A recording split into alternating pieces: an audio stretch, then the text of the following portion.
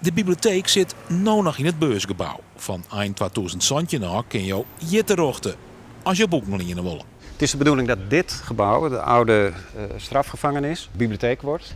Plus een zolder die we als kantoren gaan gebruiken. En dan landen we in het alcovengebouw.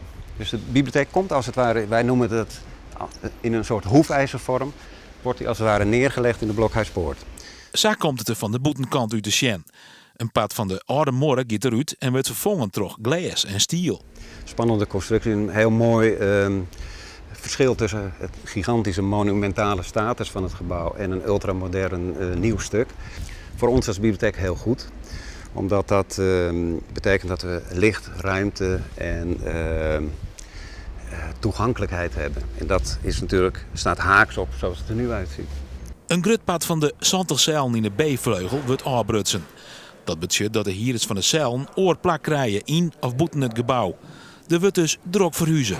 Gewoon hierders zitten tijdelijk bijna in één cel. Het is nou niet eens even tijdelijk, maar het krijgen mensen in één ruimte in afwachting dat we zijn eigen ruimte weer krijgen. En dat is even wennen, zelfs. Ik ook een beetje mensen die goed kennen en die daar een soort boete door binnen. Zelfs bekijk ik wel vaak voort, dus het valt al niet over te. Dat betekent tijdelijk even onpassen. En dat geldt voor alle ondernemers in de Blokhuispoort. Mijn beroep ook wel, je moet ook een beetje schoon houden. Want het hygiënisch, dat moet wel. Dus dan word ik gelijk zo, ik denk, oh, hoe moet het allemaal?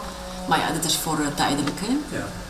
De verbouwing wordt het meer dan een jaar. Daarna krijgt elk weer een eigen plakje. Ik ben blij dat we, wij zijn al zo flexibel binnen dat we in het voort hoeven. Zo, ik krijg wel toezwerkje, maar ik vind het vol leuker om door te gaan en tussen oren mensen te zitten. Niet ik om werk binnen met de stad. Café de Bak verhuist het naar de nieuwe bibliotheek.